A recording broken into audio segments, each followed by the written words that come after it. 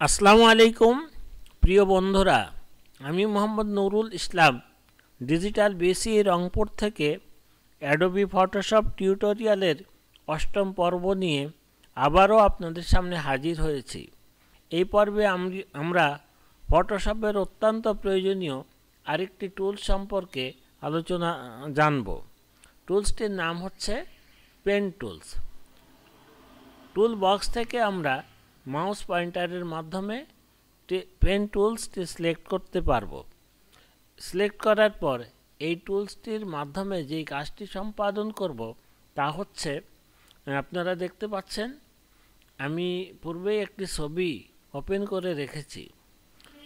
এই ছবিতে আমরা দেখতে পাচ্ছি একটি মেয়ে গ্রামের বাড়ির খড়ের গাদার পাশে দাঁড়িয়ে এই ছবিটি তুলেছে। এই ছবির পিছনে খড়ের গাদা থাকার কারণে এই ছবির মান কিছুটা হলো হ্রাস পেয়েছে। আমরা এই ছবিটিকে অত্যন্ত সুন্দরভাবে যদি এই স্থান থেকে কাট করে অন্য একটি অত্যন্ত সুন্দর ভালো দৃশ্যের উপর স্থাপন করতে চাই, সেই কাজটি আমরা এই টুলসের মাধ্যমে সুন্দরভাবে করতে পারবো। আসুন দেখা যাক কিভাবে কাজটি সম্পাদন করা যায়। কাজটি সম্পাদন করবার জন্য আমরা সর্বপ্রথম পেন টুলসটি সিলেক্ট করি। মনে রাখতে হবে পেন টুলসটির মাধ্যমে যে কাজটি আমরা সম্পাদন করতে যাচ্ছি এই কাজটিকে পাত করা বলে। পাত করবার জন্য পেন টুলসটি সিলেক্ট করবার পর প্রপার্টিস থেকে অবশ্যই পাত অপশনটি সিলেক্ট করতে হবে। পাথ অপশনটি সিলেকশনে থাকা অবস্থায় আমরা আস্তে আস্তে ছবিটির কালার সেপারেশনের স্থলে ক্লিক করতে থাকি। আমরা দেখতে পাচ্ছি ক্লিক করার কারণে সেপারেশনের স্থলে চিহ্নিত হয়ে যাচ্ছে।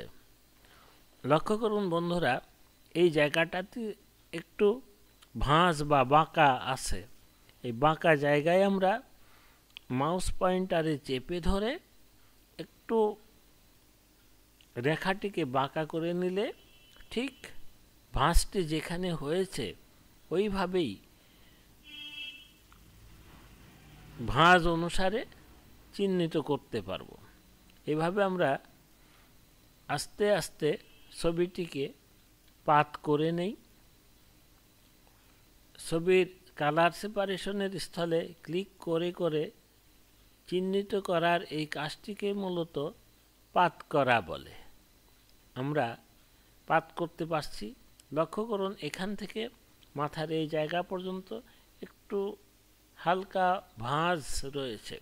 এই ভাঁজ অনুসারে যদি আমরা পাতটি করতে চাই তাহলে এখানটায় ক্লিক করি, আস্তে চেপে ধরে মাউসের বাটনে চেপে ধরে যে পরিমাণ বাঁকা আছে ওই পরিমাণ বাঁকা টেনে নিয়ে ছেড়ে দেই এবং কিবোর্ড থেকে অল্টার কি চেপে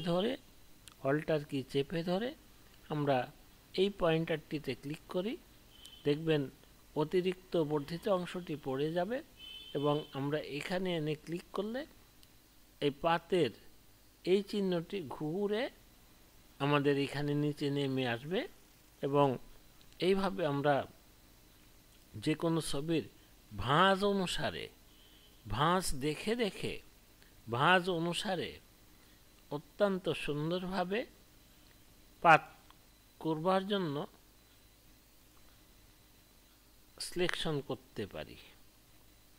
আমি এখানেও ভাঁজ অনুসারে টান দিয়ে সিলেকশনের প্রক্রিয়াটি আবার দেখাচ্ছি এবং অল্টার চেপে ধরে এই পয়েন্টে ক্লিক করছি।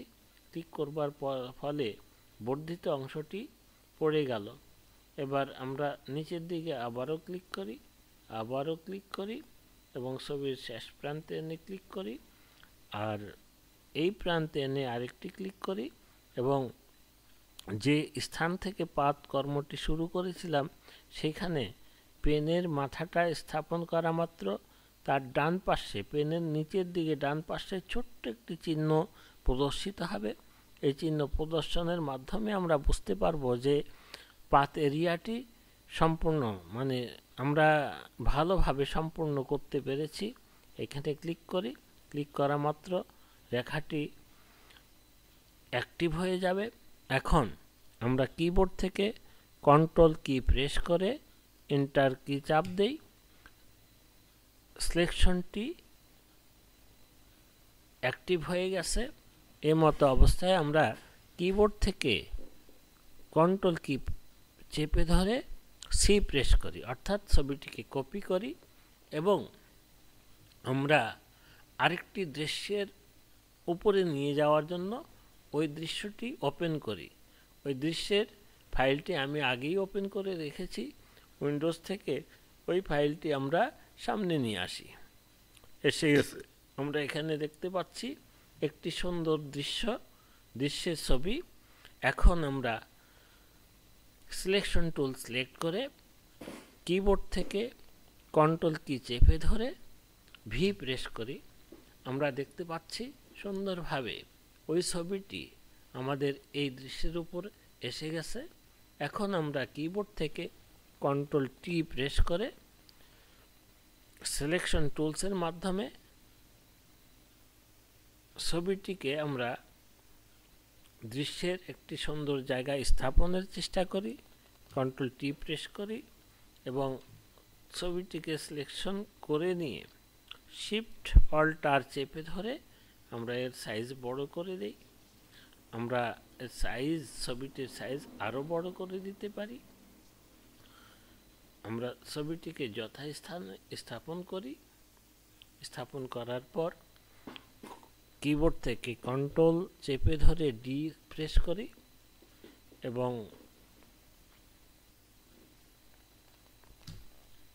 এবং এন্টার প্রেস করে সিলেকশনটি তুলে দেই।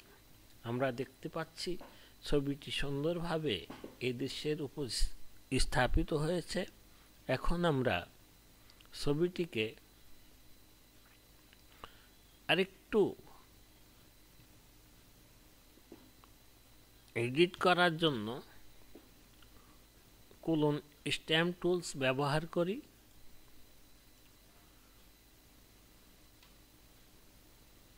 অথবা ইরেজার টুলস দিয়ে বর্ধিত অংশ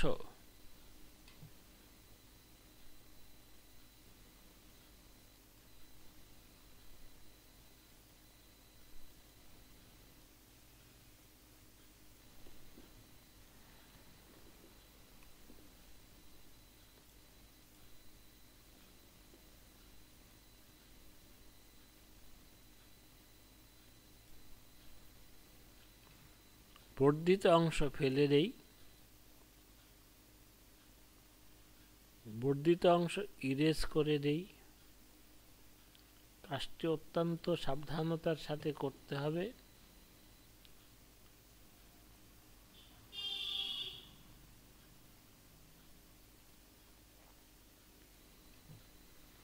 বন্ধুরা লক্ষ্য করুন, আমরা ছবির বর্ধিত অংশটি ইরেজার টুলস দিয়ে সুন্দরভাবে ইরেজ বা মুছে দিতে পারছি।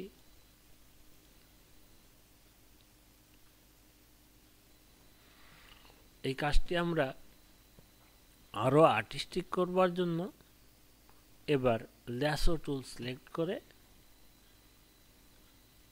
প্রপার্টিস থেকে ফেদারের পরিমাণ 10 করে দেই এবং ল্যাসো টুলসের মাধ্যমে চুলের বর্ধিত অংশ সিলেক্ট করে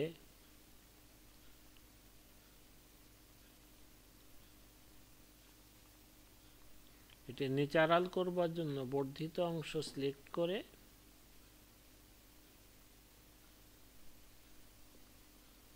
এইভাবে সিলেক্ট করে কিবোর্ড থেকে কন্ট্রোল এক্স প্রেস করার মাধ্যমে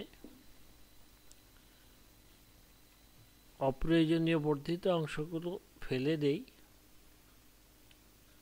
দিয়ে দৃশ্যের সাথে ছবিটিকে আমরা আর্টিস্টিক করে তোলার চেষ্টা করি।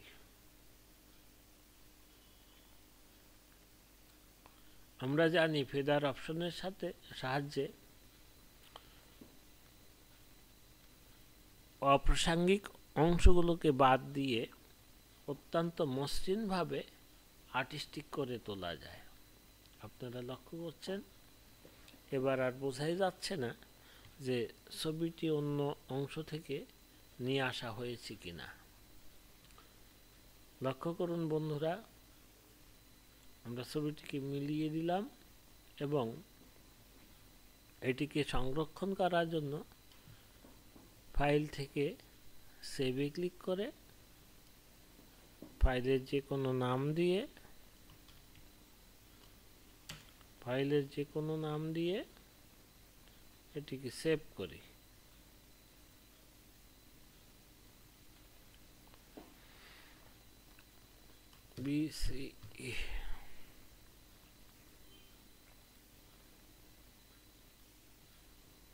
আমরা অত্যন্ত সুন্দরভাবে ফাইলটিকে সেভ করতে পারলাম।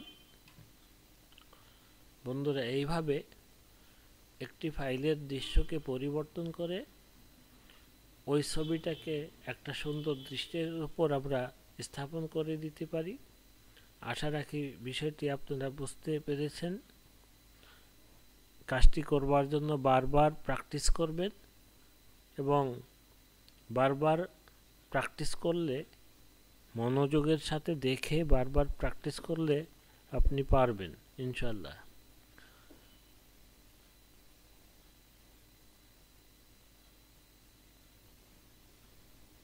এই টিউটোরিয়ালটি এখানেই শেষ করছি। সকলকে ধন্যবাদ জানিয়ে আমি মোহাম্মদ নুরুল ইসলাম। আল্লাহ হাফিজ।